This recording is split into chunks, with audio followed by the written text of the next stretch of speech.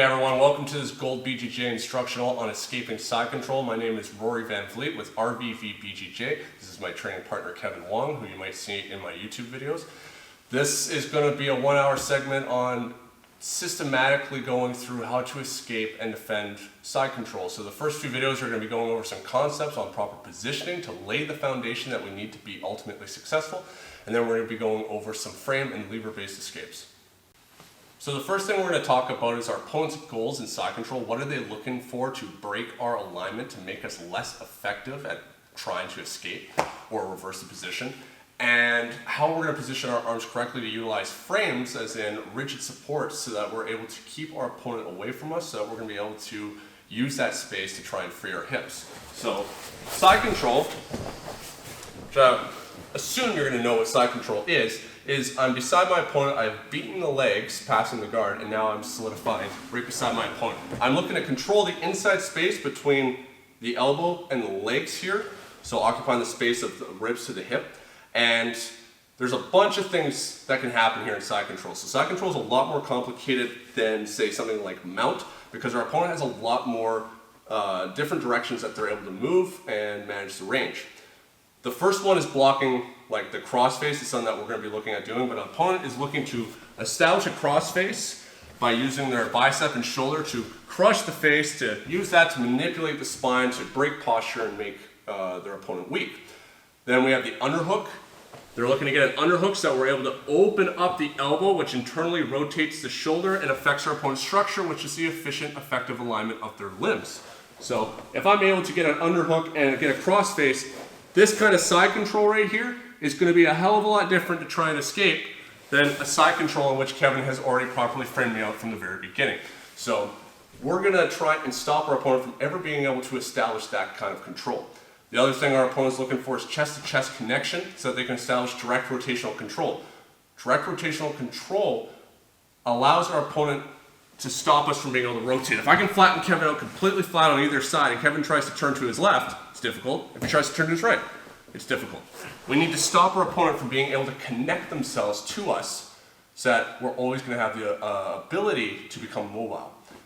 Now, the other problem that we have to account for within side control is that our opponent has the ability to start progressing towards knee on belly and mount. So we're trying to keep this leg up nice and high so that I'm unable to just easily move into knee on belly to beat the hips and being able to move from here into the full mount. So we have a lot of different things that we need to account for, and we're going to first look at defending ourselves by just making sure we get ourselves into the proper positioning. There's a lot of different things that we see taught when it comes to defending side control. I'm not interested in teaching you guys right now defending side control like this. I will show you guys later in this instructional how to get out of a deep crossface when you're stuck in it, but our arms, as our opponent has managed to beat our legs, should already be ready for frames to be able to manage the range. The most important thing is that my near arm, so with my opponent on my right side, it's always going to be my right arm, blocks the crossface. I'm looking to block the inside crook of his elbow here with my wrist, and my hand is going to start curling over top of his bicep and tricep. I'm not holding it here at my fingers because this is weak. He's putting a lot of force into my fingers, which is accessing my hand as a lever. It's going to cause my form to collapse. Here, my elbow is roughly at a 90 degrees angle. It can be a little bit further out, but I'm keeping my elbow in nice and tight, not opening up super wide. This arm is stopping my opponent from getting chest-to-chest connection by blocking the cross shoulder, and my elbow blocking to the other side of his shoulder, and my form is going across his chest. It can also migrate up to his throat. By having it up in his throat, it can be very good for me because obviously it's going to cause a lot of discomfort if Kevin keeps driving into me right now. But by me having my arms positioned like this, I control the inside space. His ability to get a meaningful underhook right now, very difficult because he can't establish direct rotational control of my body with chest-to-chest connection. And if he tries to cross-face me right now, he's unable to. And so this is what I need to look at getting. I'm not interested in having you guys ever be in this position. Do not block the hip. This does nothing. Cross-face me, Kevin. Like blocking the hip right now does not help me at all because my posture just gets smashed. Pushing out the legs is not going to be useful.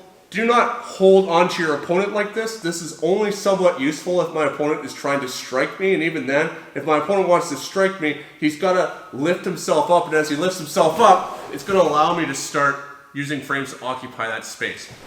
He wants to stay close to me, so try to get out of the habit of holding onto your opponent. We're looking at having frames in the way so that they're unable to establish direct rotational control. So in the next video, we're going to talk about the proper angling of our body and how to position our legs. All right, so now that we know what to do with our arms, we need to know how to position ourselves properly so that we're able to absorb the force that our opponent's able to generate, as well as being meaningful base, and make sure that our legs are positioned somewhat properly so that we're able to stop our opponent from just moving immediately into knee ride. So, big thing, and I've talked about this in the Mount Escapes module if you guys have watched that, but I don't want to ever be flat on my back. If I'm flat on my back, my shoulders are both against the mat. I have the ability to bridge upwards, but I can't pull my hips backwards, so there's nowhere for me to go. I can't phase through the ground. And it's an uphill battle for me to lift either one of my shoulders. And so if I'm like this, and Kevin's solidified side control right now, I'm going to have a hell of a time trying to lift and move myself to either side after he's already established direct rotational control. Another problem with this is that Kevin is in side control. And so if he's here beside me and I bridge upwards, nothing really happens because he's not there. Like even if he completely postures right up and he's beside me like this, his hips are here, my hips are here, this does nothing. What I want to do is I want to angle myself at a 45-degree angle. So one, I'm going to be able to actually back my hips away because the back of my hips are exposed. But now when I bridge, I can actually transfer force into my opponent. And while I do that with kneeing, I'm going to be able to actually displace my opponent's center of gravity, which is going to give me the opportunity to escape. From here, I'm turning my body so that I'm roughly a 45-degree angle so that my back shoulder is lifted.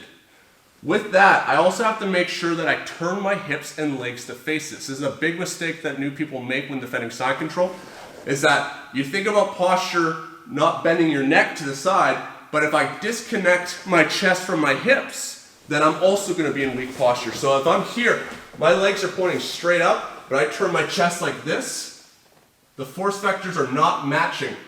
I need to make sure that I turn my hips as well so that my knees, hips, shoulders, and head are all pointing roughly in the same direction. This is going to keep me in proper posture so that my body is able to act properly in a kinetic chain and I can utilize all the force I can generate.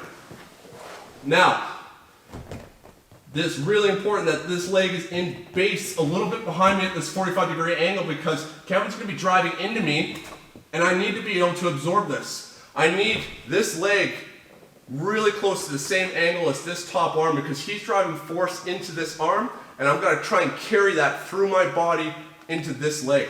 If we're holding this position and he drives into me and I just fall flat to my back every time, I'm not going to be able to effectively escape from here. So this is one of the hardest things to get when you're first learning this, is being able to have your opponent supported with these frames and base, and as they start putting some force into you, I can actually hold it. I'm tense, I'm strong, I'm making sure that I'm breathing this entire time, and I'm going to try and hold Kevin as he lifts himself up. If I feel like I'm starting to drift, then I have to make sure that I plant my feet into the mat and I adjust my hip angle again. So every time I start to fall back a little bit, I hip out to recorrect the angle of my legs. I'll move back a little bit. Here I'm in base, I'm on the balls of my feet. Kevin starts lifting up, driving in. He starts lifting his one knee off the mat. I can still hold it. It sucks, it's difficult, but that's the nature of escaping these negative positions when our opponent is in such a dominant placement to our body. It's going to be difficult. Now, we've talked about the proper base here, but we need to have this knee really close to our opponent's hip, if not off the mat, checking our opponent's hip so that they're unable to move straight into mount. Come to this side, Kevin.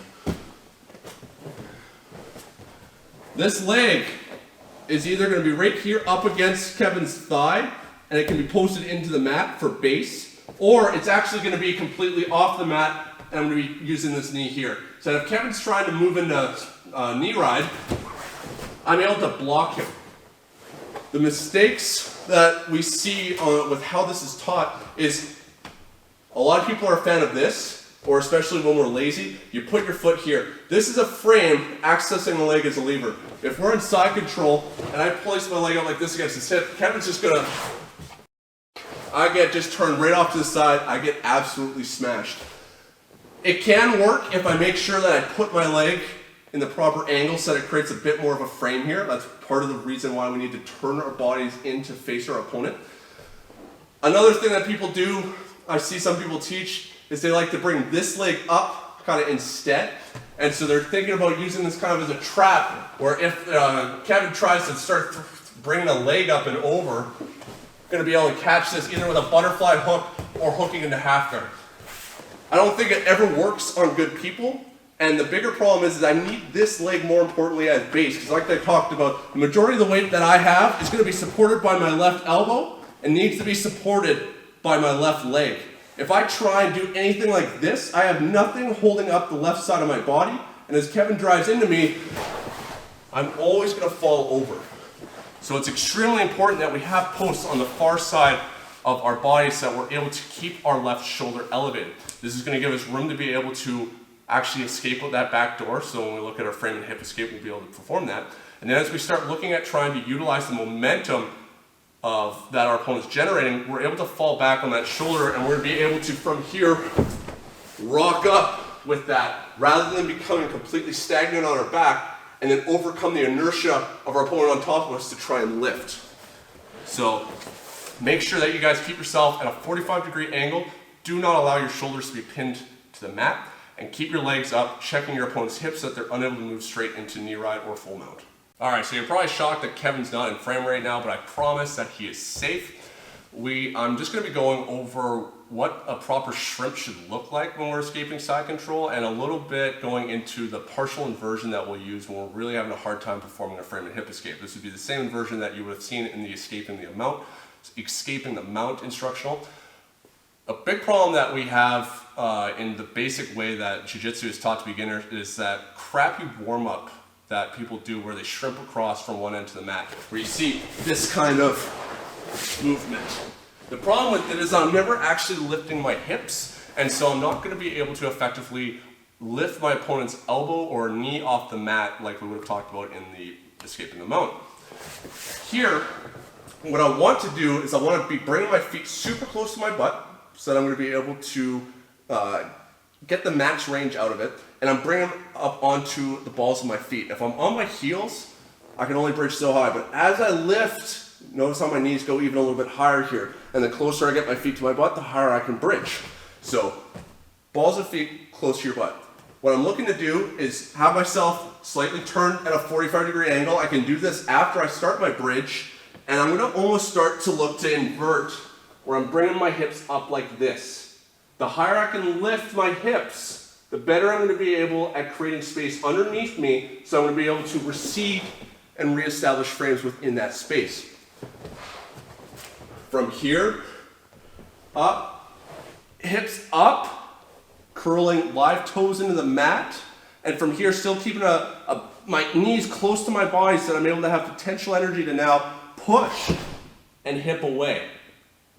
It should be really hard for me to actually do multiple shrimp movements in a row without starting to create a bit of an arc. And so the idea of doing this right across from one end of the gym to the other, I think is just fundamentally incorrect.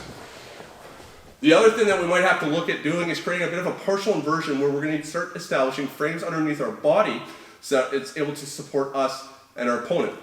From here, as I create this bridge, I'm going to look to bring this leg and kick it over like this, and now my knee is going to be a frame underneath my hips supporting me, and I'm not inverting. It's the start of it like I would to Granby, but I'm actually completely straight with my posture. My shoulder and my head are based into the mat here. These arms will be blocking the crossface and framing my opponent's shoulder. From here, bridging, I now switch my legs, and I drop this knee down underneath my hip as a frame. The further my knee is out away from my hip like this, I'm creating a little more of a plank with my body, and my knee, femur is starting to be kind of accessed as a lever underneath me, and so it takes a lot more force to hold me up. Even more so if I take my knee off the mat. Now I'm holding myself up in this plank situation, and if I have someone driving down into me, it's going to be very hard. to hold them and support that, especially for a longer period of time. Here, bridging and turning myself up live toes. From here, we'd be able to now generate potential energy, hip out to start looking at the frame and hip escape, which is now what we're gonna go over in the next video. As promised, this is gonna be the frame and hip escape, showing you the context of how it's so important for us to actually lift our hips off the mat when we're using this shrimp. So typically, our opponent, side control, especially when he can't establish the underhook, is going to be putting his elbow on the mat behind my hips here to lock me in. If he's just sitting here trying to grab with an underhook right now, there's nothing stopping my hips. I'm going to be able to just perform the frame and hip escape so easily. But when he can't establish control of my upper body, it's really important that he pins the lower body. So here, he boxes my hips in. Now my hips are boxed between the floor for one direction, his elbow behind me, his body above me, and his knee is super tight to my hip on the other side, which I'll show you in a moment. I am now blocked 360 degrees. I can't move. If I just tried to perform a shrimp backwards without moving the elbow, he's just going to stay with me all day. What we need to do is start accessing that arm as a lever by lifting our hips off the mat. So here, I'm framing him 45-degree angle, blocking the crossface, keeping him from being able to establish direct rotational control. I'm going to create a bridge. I'm going to start turning my hips up. Look how his elbow has lifted. Now, I'm able to start receding through that space that's created and migrating down to the end of his elbow with my hips, accessing his lever, opening up his structure. And then, this leg still in base, my bottom knee comes up, and I bring it inside across his hip. I try and hook my foot to his hip the best I can so that the lever's not sticking out. Good guys are going to grab the feet, access the lever, pull, and be able to just turn us away.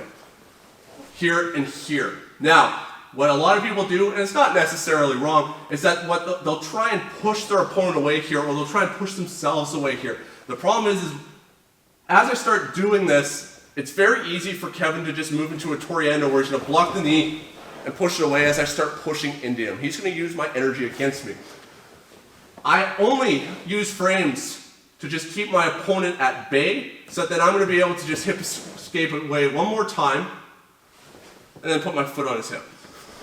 So instead of trying to push him away from here, especially if we're dealing with a really big, strong opponent, it's just not going to happen. They're here, they're crowding us. I need to make sure that I just keep this frame active, and I'm just going to generate base, hip out one more time. I don't need to think about having to lift my hip this time, because I'm not trying to access the arm as a lever. He's already in this position to hip away, so that then I can bring this knee higher up to his cross shoulder, so now I'm blocking that side.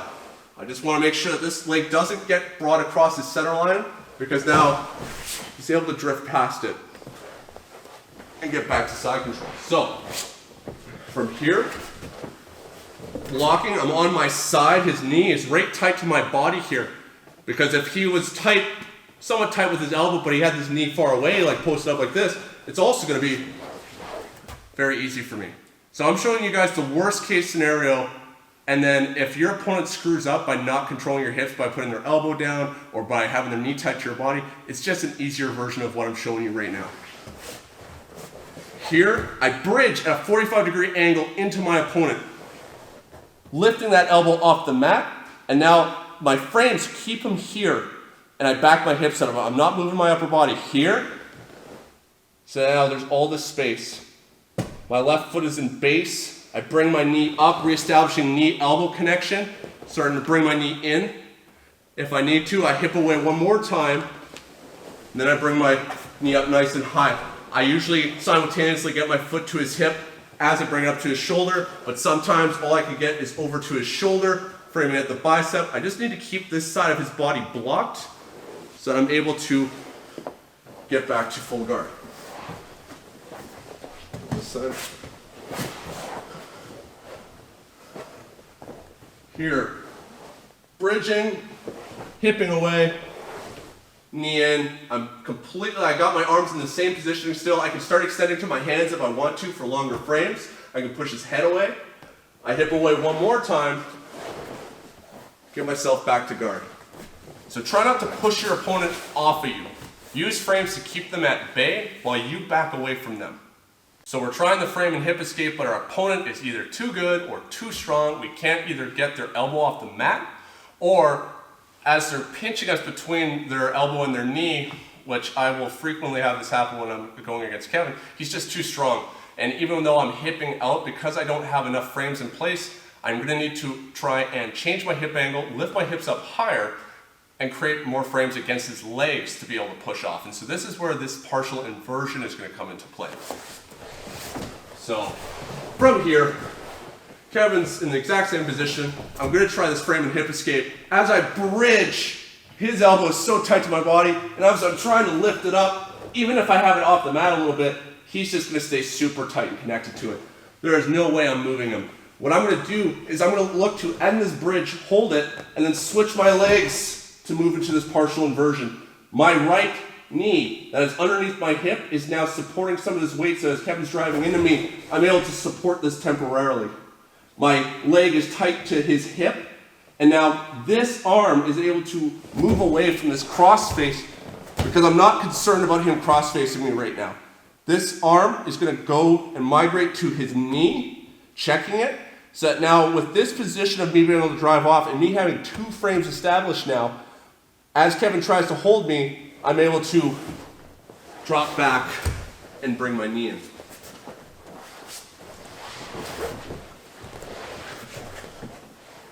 So from here, Kevin's really strong. I bridge, I can't get him. I gotta switch my legs and recede my hip. So I'm not just trying to turn over here because he's blocking me. As I'm here, I gotta try and recede with my legs. So I'm gonna create a switch. I'm gonna back my right hip up and post it into the mat. This forearm is still against his neck, which is protecting me from getting my back taken. If this elbow drifts across, I'm just getting attacked from turtle. From here, this hand can now migrate to this knee. So from here, I now check his knee, and I'm gonna be backing away and then bringing my legs back into play. One more from the side.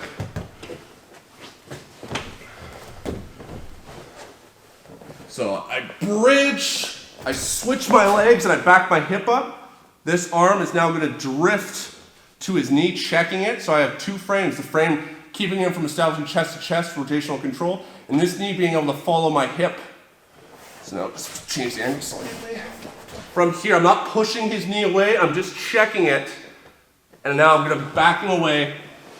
And because of the space I've generated, I could probably go straight to bringing my legs in and go straight to feet on the hips. But if you need to, we still just bring the knee in, across the center line as much as possible, hip away again, hip away one more time if necessary to bring the legs in. There isn't a set amount of hip escapes that you need to do. You do as many as you need to so that you're able to establish the frames in place to keep your partner away from you. So this next video, we're going to be looking at the frame and hip escape, but against either a bladed side control or Kuzure Kesa Gatame. So Kuzure Kesa Gatame translates into broken scarf hold. And so that's the side control where our opponent has dropped their hips down and they're blading their shoulders. So it's not uncommon when I am blocking here, what Kevin's trying to do is with his leading edge, the leading edge is going to be the left side of his body, and he's trying to drive the shoulder down into me aggressively. As I block the hell out of this, he's no longer able to effectively close range here, and so it's not uncommon for him to solidify and just settle in this position and keep his body turned. Because he's keeping his left shoulder back now, I'm no longer pushing into him as aggressively, and he's going to be able to start looking at other ways I'm beating these frames. He's now dropped his left hip straight up against my hip, so I'm unable to get my legs in here. And instead of a scarf hold where he's around the scarf of my neck, holding me like this, it's a broken scarf hold in which he's got the underhook, which can be a real problem to deal with. Or here he doesn't have the underhook, but he's able to start looking to occupy that space because he's underneath my arm. I keep these same frames. These are the frames that made him react like this. I can't get these out of the way. I have to make sure I'm blocking this shoulder. But what I'm going to look to do is keep myself in this position is the way that we like to do it, bringing the hand down to the crook of his bicep here and locking my arm out. I can push absolutely on the shoulder because what we're looking at doing is building up from here onto our elbow. You can grab the gi and do this as long as you make sure you're grabbing the gi and pushing into the shoulder. If I grab the gi here and it opens up here, then I'm losing this range here and I'm not framing him out effectively. So post on the shoulder, grab the gi and post the shoulder, or access the lever to the shoulder here. Once again, I can also grip here if I want to, but just make sure you're punching your knuckles into the crook of your opponent's elbow. From here, I'm looking to sit up. Because his body's bladed, as I do this, it's already going to start turning his body a little bit away from me. If I need to bring your top leg up, your left leg, and swing it as we kick and bring ourselves up onto our elbow here. Now, Kevin knows what the hell he's doing, so as I keep pushing him here, he's going to recede this leg in a technical stand-up, stay in base. And at that point, I'm going to be hipping away to escape the position. Don't think that you can just get a reversal here. People that suck at jiu-jitsu will fall over. So you're going to do this to white belts and you're going to come up like this and be like, woohoo! But it's not real. It's just because they don't know how to manage the range and keep themselves in proper alignment. So as I'm here, blocking him, if I want to do this just on the shoulder, I can grab his collar, punch the knuckles into his shoulder. I'm going to kick the leg and rock it here. And now if he doesn't move from here, I could look to try and reverse him, or even just from here, build up onto your hand, base, back away.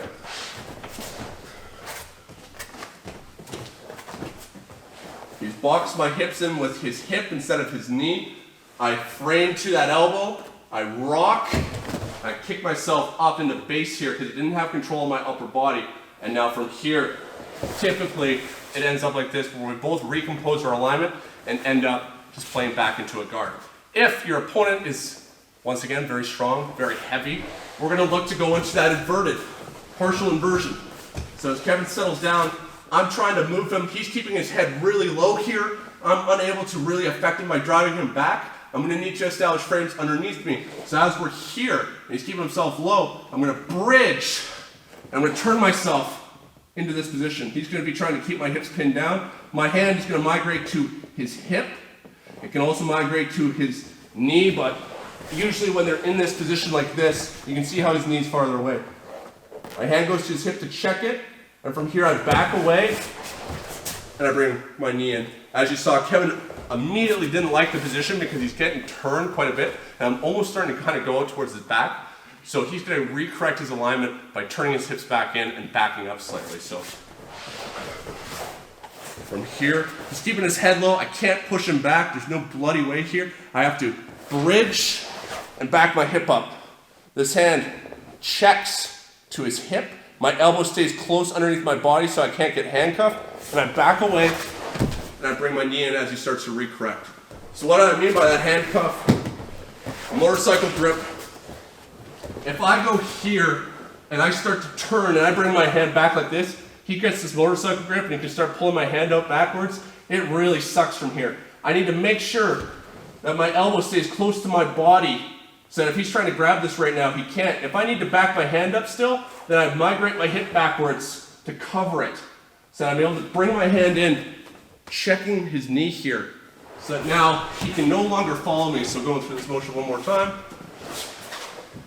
Here I can't, he's keeping low. I bridge, I switch that knee back to support him. I check his knee.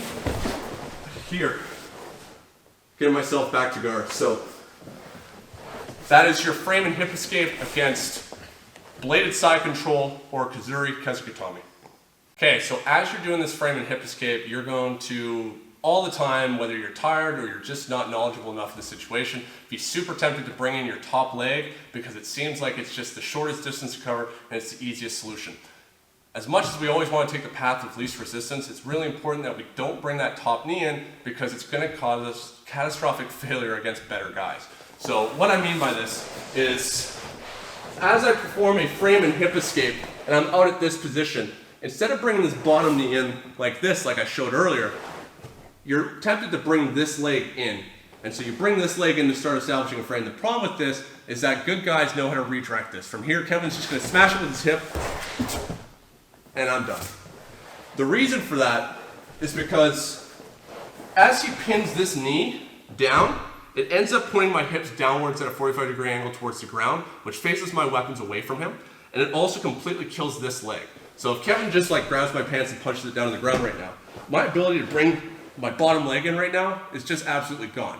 Where if I'm here and Kevin pins this knee down, it doesn't actually change anything. Look how my body doesn't even move. I still have the ability to use my top leg. But if I go here and he pins it down, it starts to absolutely change the positioning of our bodies relative to another. So if I here bridge, frame, hip escape, bring this knee in and he sprawls on this leg, well, nothing really happens. I'm going to be able to just perform the rest of my escapes. But if I bring this top knee in here and he smashes it, it starts to create a lot of bad positions for me. Even if I can block him from going this way, Kevin's going to just really quickly go around to my back. And I'm in a world of trouble. If I go like Z guard and go with the knee shield here, the reason why he can't just drop my hips down is because this leg is holding on to him.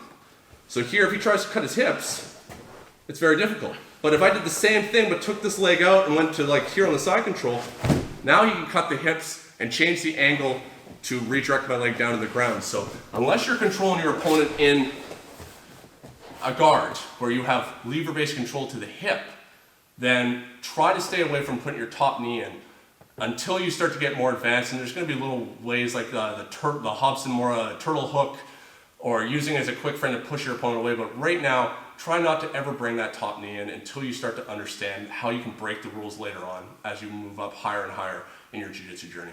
All right, so now we're going to start moving towards lever-based escapes because the frames start to fail, in which we're going to start looking to move towards either the underhook or single leg, as I'm going to show it, and looking at the elbow push. So we have established frames with our arms roughly locked out at like a 45 to 90 degree angle here like this, to block the crossface and to block our chest, our opponent from establishing chest to chest connection. But whether we just didn't get it in time or because our opponent is really strong or larger than us, these will collapse. And this is going to be something that's going to happen all the time. If I try and just keep holding it, the further my arms get bent, the more they become accessible as levers, and he'll just cross-face me even with my arms in here, and man, this really sucks. What I need to do is I'm going to fall back to shorter frames here. So these frames aren't working. What I'm going to do is I'm going to bring my hands to my head like this. I'm going to, as if I'm bringing my hands combing through my hair, I'm going to be creating this rounded edge. So like for me, I have a really big forehead, if you couldn't already tell. So if I took my hand and just placed it against my forehead like this, there's this flat surface where Kevin's going to just catch my forehead and still crush me. What I'm looking at doing is actually getting my wrist up past my forehead so that there's this ramp with my forearm, so that there's never any point that he can catch me until he eventually just falls right off the very top. So as I'm here and this is falling, my wrist goes to the very top of my head and I create this ramp. Kevin tries to cross-face me from here. I'm still in strong base so he can't flatten me. This arm can either still be framing him, it might not have collapsed yet, or this one's also going to drop, and I'm going to be using my elbow point into him to frame him here so he's unable to control me. This takes a lot less effort, and so it's really tempting when you first start using this, where you're like, this feels really strong because now it's anchored against my head rather than floating out here where we have to use a lot of muscle to be able to support the last little bit of it. But the problem with it is that I'm not actually blocking his leading edge and stopping him from being able to advance.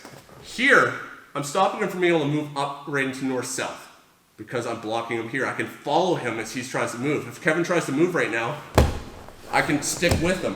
But if I do this, I completely become just curled up in like a turtle in the fetal position, where now if Kevin wants to spin around behind me, he's able to do a spin behind and go straight to my back, or he's able to just even move to a shorter distance, go straight to north-south. So this is strong, it's very efficient, but it is technically not as effective when it comes to being able to hold our opponent back and limit the amount, the different planes of movement that they have accessible to them. So I'm going to show you guys how to work to the underhook from this position. It's still very strong, very important, but don't get in the habit of wanting to fall back to that as your first choice.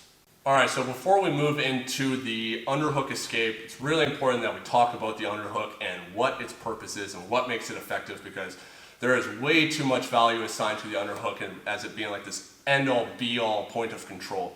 The underhook is about controlling the inside space from the hip to the arm, so that we're going to be able to affect our opponent's alignment and also move out to that back door to be able to either threaten taking the back or moving down towards the hips.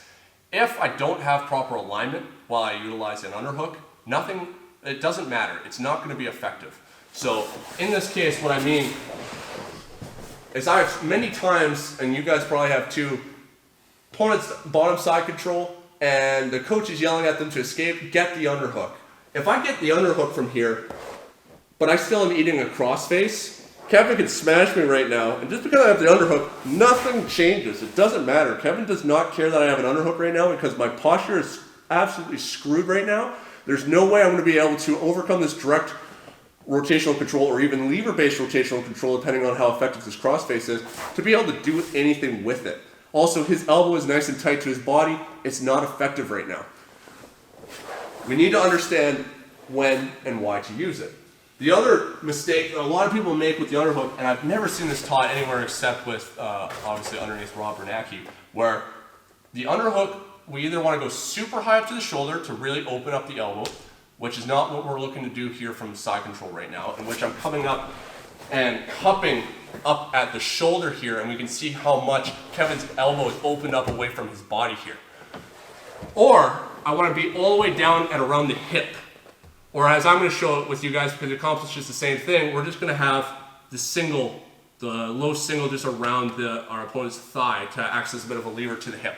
If I grab just mid-back, all I'm doing is opening my elbow up away from my body, and with this adds a little bit more internal rotation to my shoulder, which makes me weaker, and it gives him a stronger lever to push down. So this is something I would like you to try with your partner, just so you can see what the heck I'm actually talking about here. In this dogfight kind of position, if Kevin puts on the whizzer right now where he overhooks my arm, with me mid-back on him, grabbing his ribs, if he drives his shoulder down into me right now, it starts to immediately put pressure into my shoulder and starts to drive me down. This is what makes a whizzer effective. But if I take my arm and I now bring it down around his hips, past his belt line, and whether I grab his hips or grab his belt now, see how my shoulder has dropped down lower and closer to his body? As he drives the whizzer now, it doesn't actually affect me. I don't feel any pressure into my shoulder, and he's not getting the same kind of movement. So rather than show him our good side, instead of grabbing here up on the back where he drives into me and it starts to immediately push me down, look how my elbow is now sitting further behind my shoulder. The shoulder drops, the elbow stays back.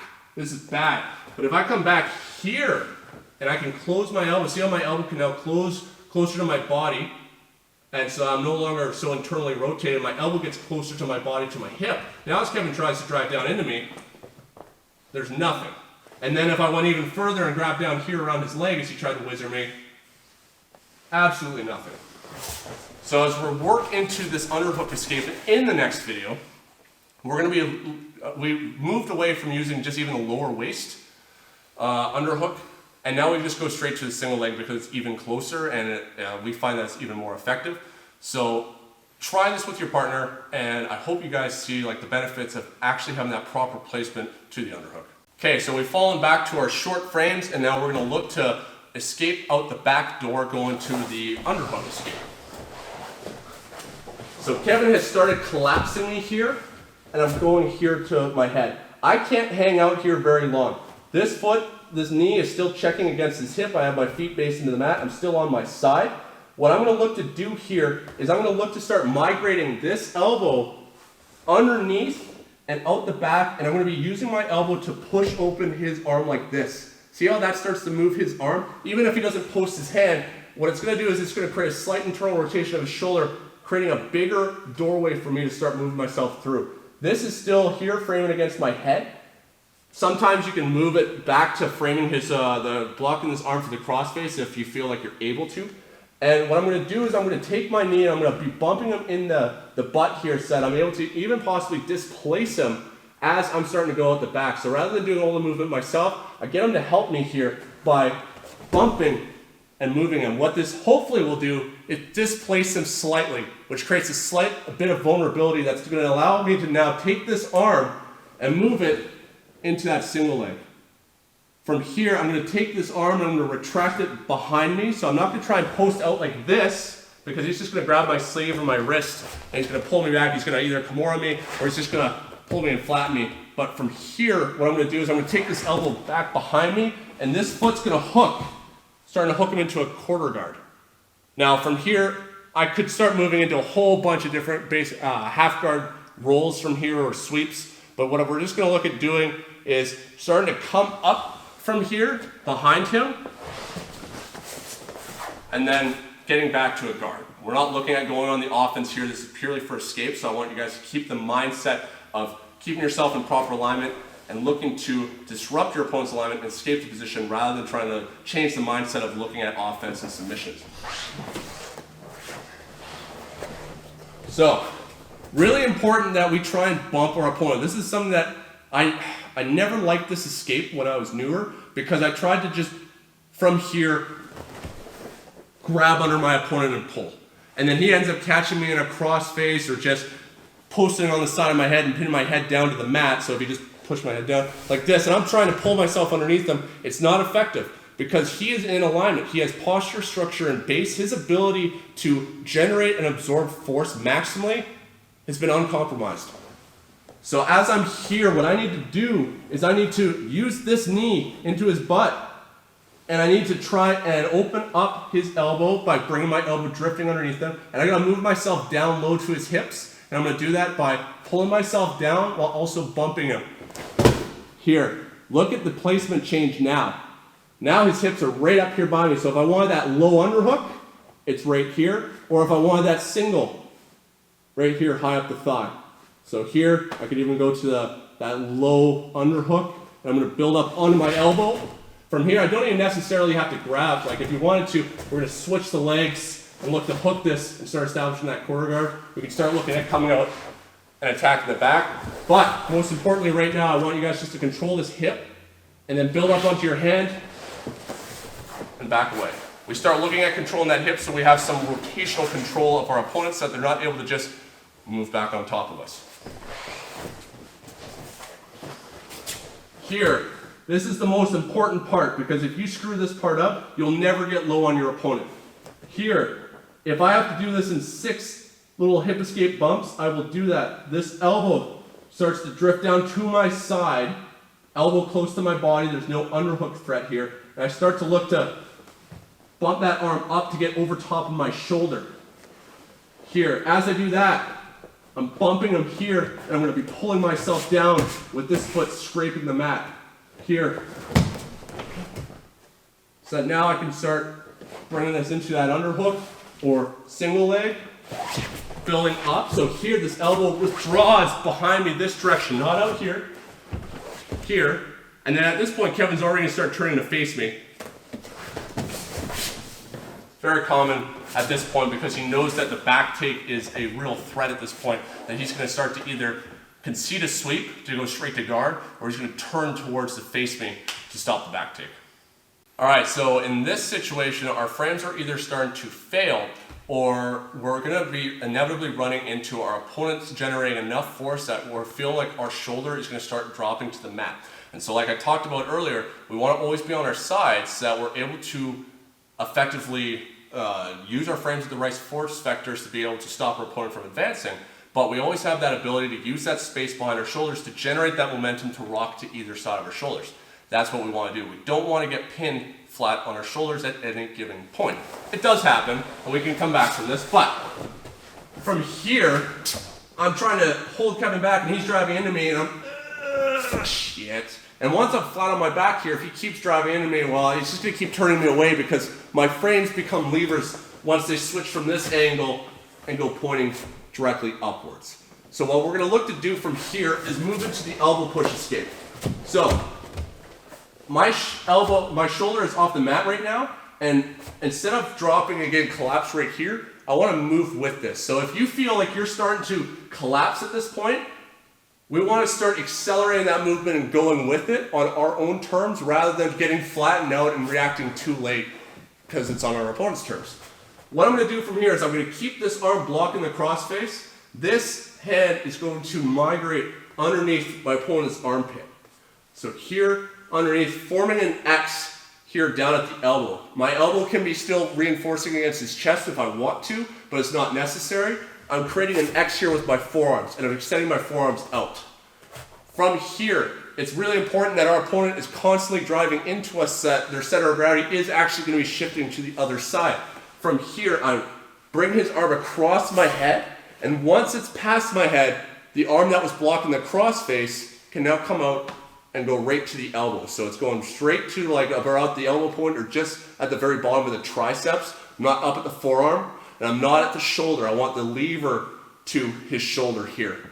You can grab the gi, but honestly, like this escape works really good gi and no gi by just going straight to the actual mechanical end of the lever rather than trying to grab the gi, in which we might slip off the side and kind of lose this.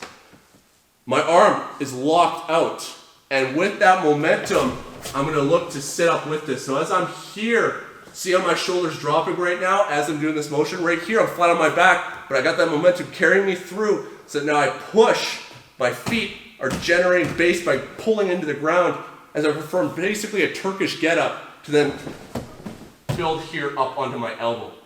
My chest is pointing out this direction, my hips, my face, everything this direction, so I'm in proper posture, and that I have force generating through my arm, through both shoulders into my elbows. So see, this is a pretty good angle to see how I'm relatively straight right here. I'm not like this, I'm not like this, getting collapse. I'm trying to hold him back, so if Kevin drives into me hard right now, well, everything is supported through bone into the ground. From here, I'm now able to, because of how open up the space is on the left side of his body, generate base with my feet, hip through, and come back to either a seated or a recumbent guard on my back.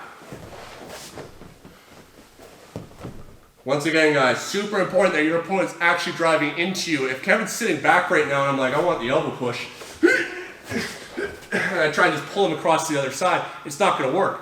That would be my time to start looking at using my frame and hip escapes. But I'm here and he really doesn't like this. He's driving into me hard. I'm starting to get collapsed. I feel he's driving into me.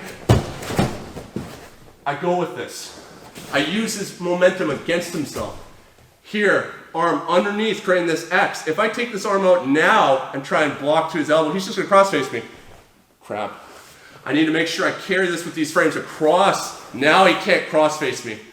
Elbow. From here, starting to generate. If you feel like you can't get up from here because he's just really heavy, we bring our legs up and we rock into base. I am looking to push him outwards, roughly a 45-degree angle here, because I'm looking to open him up away from me.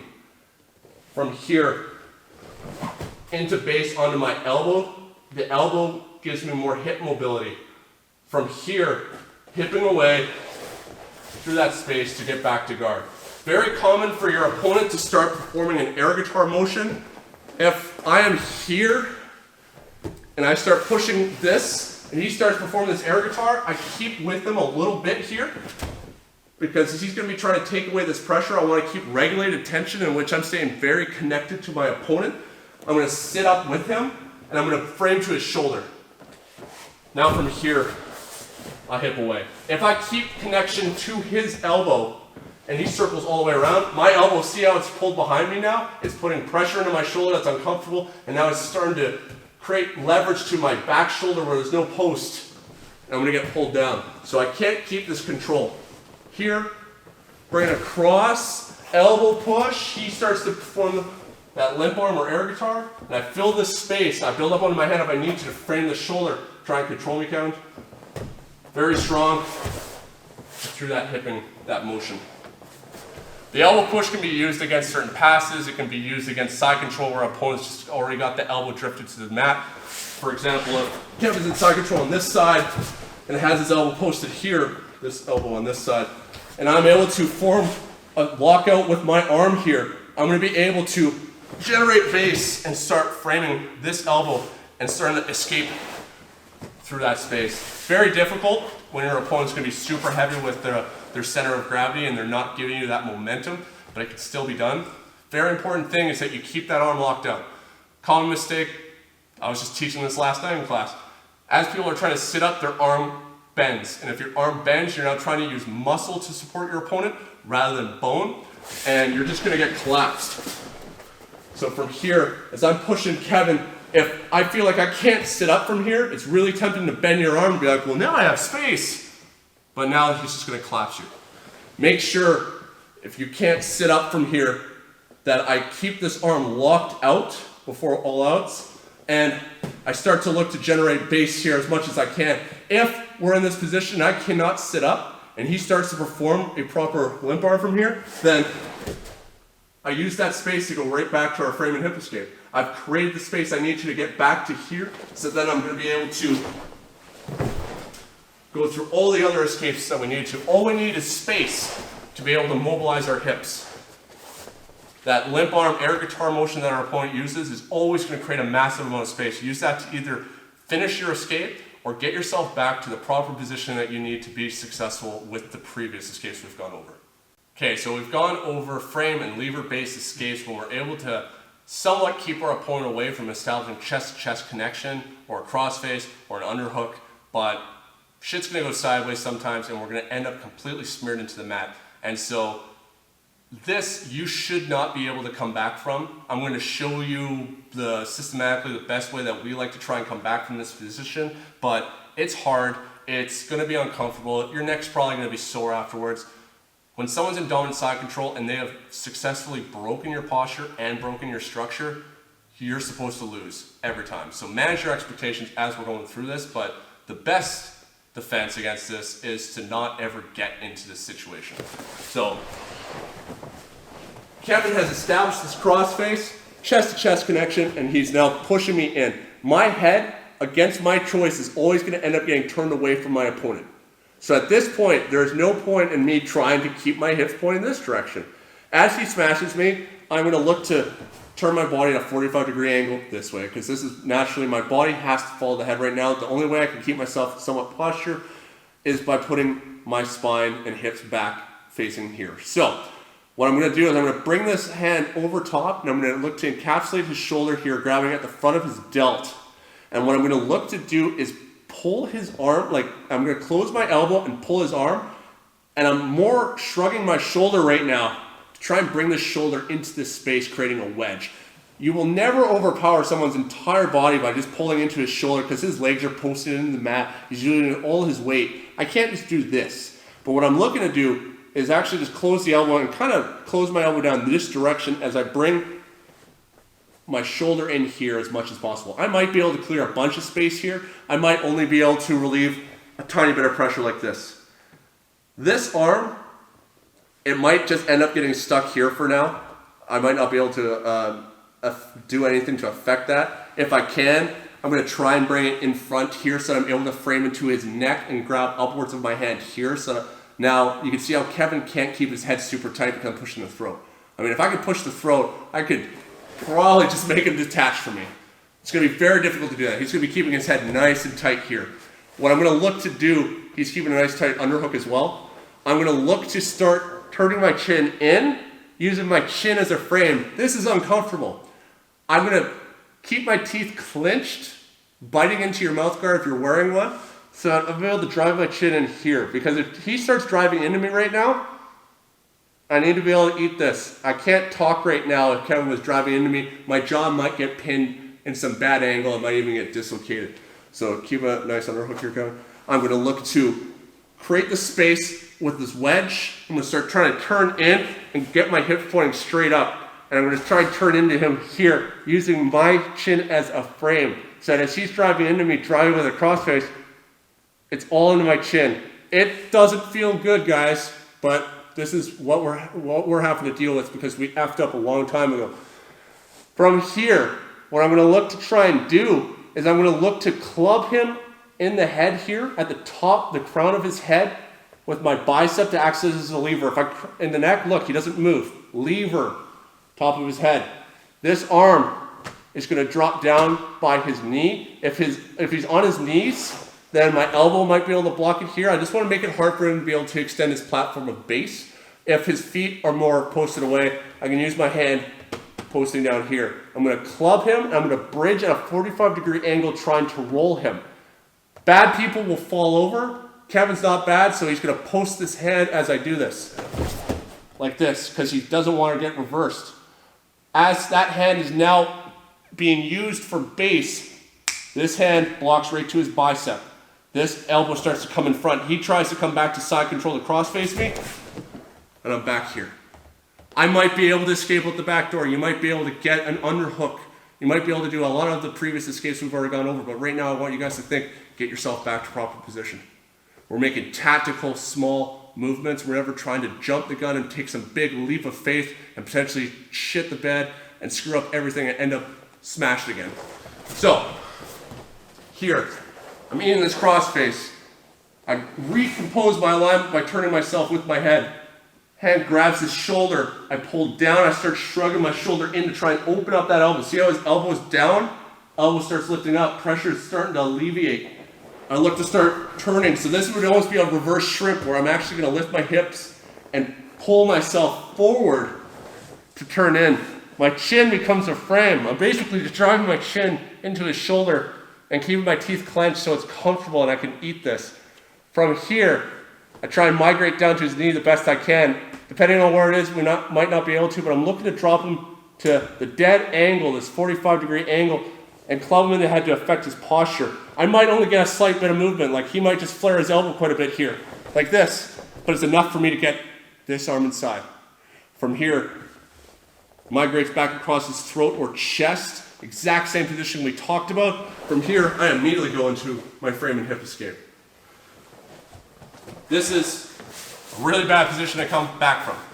Like I said, you probably shouldn't come back from this if a really high-level black belt is crushing you in crossface.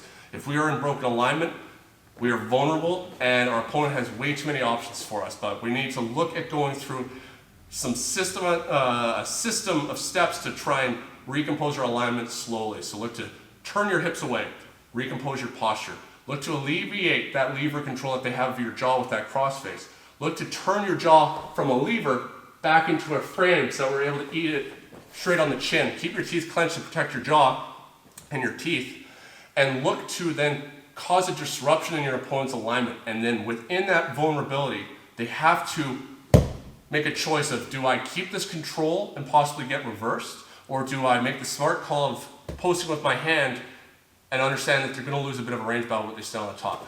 A good guy will always choose to stay on top and lose a little bit of that range battle. So that's the main play that I want you guys looking for when we're coming back from the crossface. Hello everyone, this is a conclusion, so I hope you guys enjoyed the instructional. Tried to take you guys through in this short time limit that we have of just around an hour to go through the proper positionings and concepts to keep yourself safe, to build that foundation in which then you're able to start utilizing different frame and lever-based escapes depending on how your opponent is reacting and the space that is available to you. So there's a lot of things that we didn't get to talk about here because of that time frame. Knee on belly, twister side control, scarf hold, and so it's very likely that this will we'll just have a follow-up instructional to this to cover those things. So look forward to that in the future, hopefully, if you like this one. Just two things that I wanted to talk about, which is the same things that I talked about in the escape and the amount instructional, is one, managing your expectations. I talked about that in the last video with the crossface. You are not supposed to escape dominant position. You only escape dominant position because your opponent screws up. If Kevin is in side control and makes every right move, and I make every right move to escape, he still wins because he has so many more options available to him. So if you're only escaping 10% of the time when we're doing positional sparring or live sparring, depending on how your classes are set up, then that's still good. One of the things that I beat myself up for all the time as a white belt is that we sparred some escape from side control. The instructor said how easy it is and how successful this escape always works for him, and then I can't make that work worth hell for myself. It should not ever work against skilled people, but the best we can do is try and keep our opponent at bay, create vulnerability in them by affecting their alignment, and make them make a mistake. And so with that, to make them make a mistake, you got to be chaining multiple escapes together, and you have to be relentless with this. You cannot pause and take breaks. And with that, we need direction changes. So work both sides. Mount, you can get away with working one side a little bit more than other ones, but side control, Kevin's either going to be completely on my right side or he's going to be completely on my left side. So yes, most people will pass to your right side of your body, passing to their left. And so that's a great side to work on as your first side for escapes. But if he moves around north-south to the other side if he wants to, and you've never trained that side, there's just a massive hole that has been exposed in your game, and you will just, higher belts will be taking advantage of that all day against you. So make sure you're training your left side and your right side going through all these escapes, otherwise you're not going to be properly equipped to defend yourself. So thank you for your time watching this. I hope you guys enjoyed it. Thank you to Kevin for generously giving his time to help me with this. And thank you to Gold BJJ for the opportunity to teach this instructional for you guys.